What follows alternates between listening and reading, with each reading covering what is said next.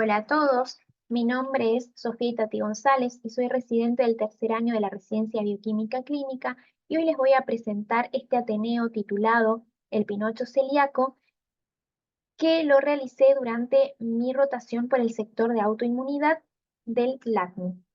Este Ateneo consta de dos partes, una que va a hablar de una introducción teórica y la otra de un análisis epidemiológico. Entonces, para comenzar, vamos a definir a la enfermedad celíaca como una enfermedad crónica inmunomediada sistémica precipitada por la ingestión de proteínas tóxicas del trigo, avena, cebada y centeno, comúnmente llamada gluten, que van a afectar el intestino delgado de individuos que están genéticamente predispuestos. Señalé acá la palabra avena para comentarles que hoy en día ya se sabe que la avena no causa toxicidad en las personas, en la mayoría de ellas en más de un 95%, y que en algunos países, como ya se obtiene la avena pura, los individuos pueden consumirla sin problema. No es el caso acá de la Argentina, en donde la avena no se obtiene pura, ya que se procesa con los demás cereales. Bueno, esta enfermedad se considera que tiene una prevalencia en la población general y también en la población pediátrica del 1% y puede presentarse a cualquier edad.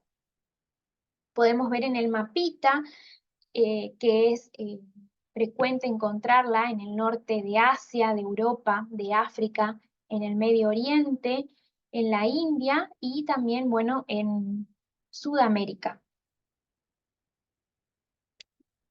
Bueno, con respecto a la sintomatología, tenemos una sintomatología clásica que incluye una diarrea crónica y o malabsortiva con distensión abdominal, pérdida de peso, desnutrición, y una no clásica que abarca tanto síntomas digestivos por un lado y síntomas extradigestivos por otro lado. Dentro de los síntomas digestivos vamos a encontrar diarrea esporádica, constipación, gastralgia, reflujo gastroesofágico, vómito, pérdida del apetito, dolor abdominal, y dentro de los extradigestivos, anemia, aftas orales, baja estatura, algunos trastornos en lo que sean los dientes, el cabello, las uñas, y también puede causar abortos a repetición. Y hay también una forma sintomática en donde se observan luego en los grupos de riesgo, en screening poblacional o en hallazgo endoscópico, en los familiares de primer grado en pacientes celíacos, por ejemplo, o en pacientes con enfermedades autoinmunes y algunas enfermedades genéticas. Bueno, en pediatría la sintomatología es muy variada, puede ir de síntomas típicos hasta manifestaciones extraintestinales, incluso puede haber pacientes asintomáticos que van a ser los más difíciles de diagnosticar. Los síntomas de la enfermedad celíaca tienden a comenzar después de la ingesta de gluten entre los 4 y 24 meses de edad.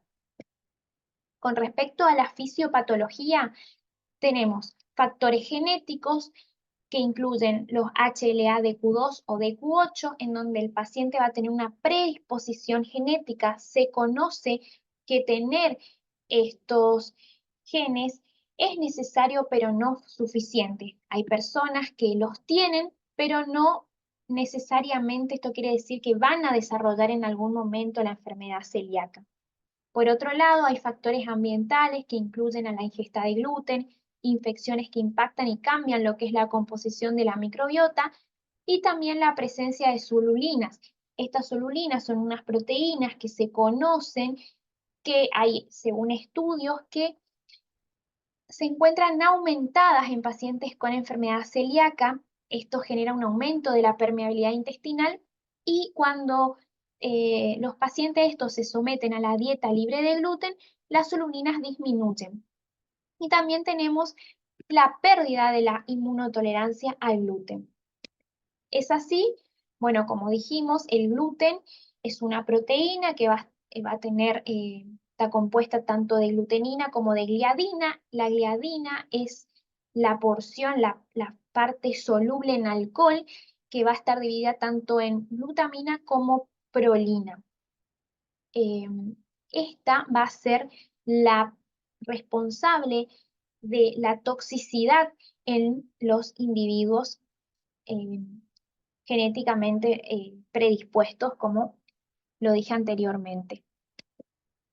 Es así que cuando ingresa con la gliadina en el gluten de la dieta, llega a nivel del intestino y mediante otros factores ambientales, como mencioné anteriormente, que aumentan esta permeabilidad intestinal, la gliadina va a ingresar por este aumento de la permeabilidad y va a llegar a la lámina propia. Acá va a tener contacto con la enzima transglutaminasa tisular que va a catalizar la desaminación de los residuos de gliadina, produciendo así la gliadina desaminada, que va a tener una carga negativa debido a los residuos remanentes que le quedan de ácido glutámico.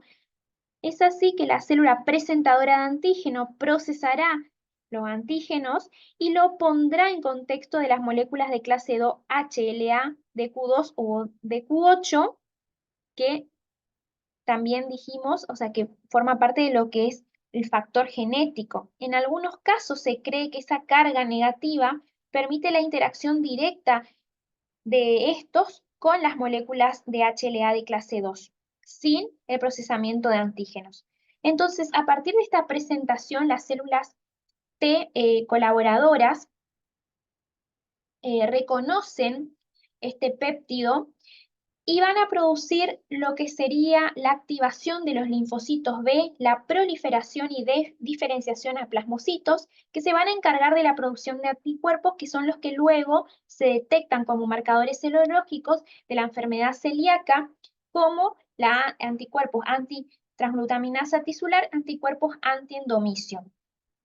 Por otra parte, las células T colaboradoras liberan citoquinas que participan en la activación de linfocitos en la mucosa intestinal, que es lo que va a llevar después a la destrucción del enterocito. Entonces, en el diagnóstico se tiene en cuenta el estudio genético, la serología y la biopsia duodenal. Con respecto a la biopsia duodenal, valores de anticuerpos antitransglutaminasa menor a 10 veces el valor superior normal, en estos pacientes se indica biopsia duodenal. En el caso de que la transglutaminasa ya dé mayor a 10 veces ese valor superior normal y esté acompañada de anticuerpos antiendomisio positivo, se discute para diagnóstico sin biopsia en adultos el mismo criterio. O sea, en algunos países, en niños, se discute ya esta biopsia duodenal y en el caso también de algunos adultos. Hoy en día, actualmente, en lo que es nuestro país, esto no se tiene en cuenta y sigue siendo la biopsia duodenal el gol estándar para el diagnóstico de la celiaquía. Entonces ahora vamos a entrar a lo que es la serología, que es lo que nosotros hacemos en el laboratorio de autoinmunidad. Tenemos por un lado anticuerpos dirigidos contra el autoantígeno y por el otro lado dirigidos contra el agente agresor, que sería la gliadina. Los que van dirigidos contra el autoantígeno son los anticuerpos antiendomisio y los anticuerpos antitransglutaminasa tisular. Los que van contra el agresor, que es la gliadina, van a ser los anticuerpos contra los peptidoglicina diaminados sintéticos. Todos estos anticuerpos se van a basar en la inmunoglobulina A y también en la inmunoglobulina G. Es de destacar que las pruebas basadas en inmunoglobulina G sirven para detectar la enfermedad celíaca en algunos pacientes seleccionados que van a tener deficiencia de inmunoglobulina A. También importante acá destacarle que en los niños se usa más la inmunoglobulina G, si bien también es discutido, ya que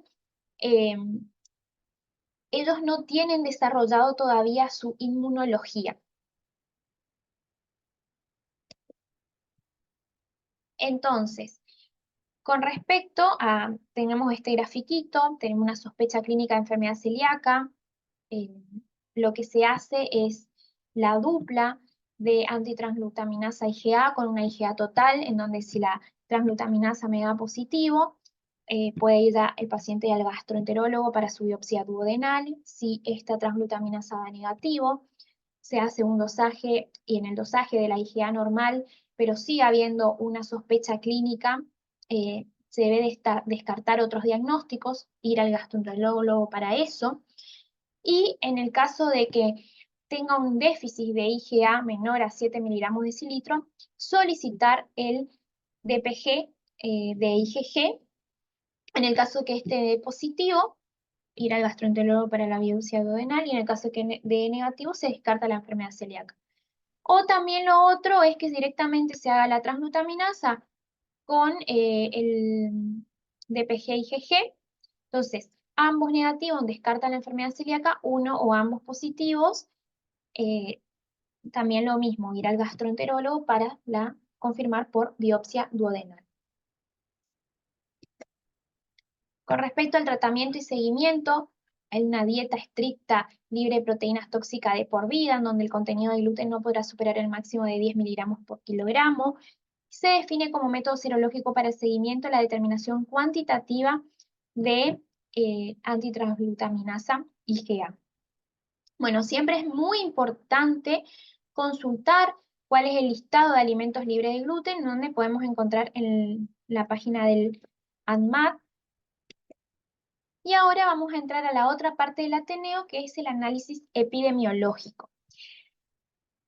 Se hizo en lo que va de este año, de enero, a lo que fue ahora mi rotación, que sería el mes de septiembre, hasta el 31 de agosto, mejor dicho, un análisis epidemiológico en donde se obtuvieron un total de pedidos de transglutaminasa de 2.486, en donde 95 resultaron positivos, dando un porcentaje de positividad del 4%, en donde el 69% fue para diagnóstico y un 31% para control. Dentro de esta población podemos observar en el gráfico el predominio del sexo femenino con un 82% por sobre el masculino con un 18%, y en cuanto al origen de estos pacientes,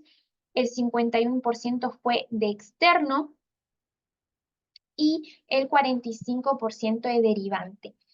Acá en derivante incluyen todo lo que sería por ahí los hospitales Favaloro, Fátima, algunos CAPS, también lo que serían los hospitales del interior de la provincia, sobre todo Oberá, Iguazú, El Dorado, y un 4% de pacientes internados. Bueno, también se pudo analizar las edades en donde se obtuvo, según este grafiquito, ustedes pueden ver diferentes rangos de edades. Esto se obtuvo a partir de cómo se sube en el CISA. Podemos observar así que la mayor cantidad de pacientes se observaron entre los 25 y 34 años, donde con un total de 28, seguido con un total de 19 en el rango de edad de 35 a 44 años, y muy ahí parejo el rango de edad de 45 a 64 años con 15 y de 20 a 24 años con 14 pacientes. Acá aclarar que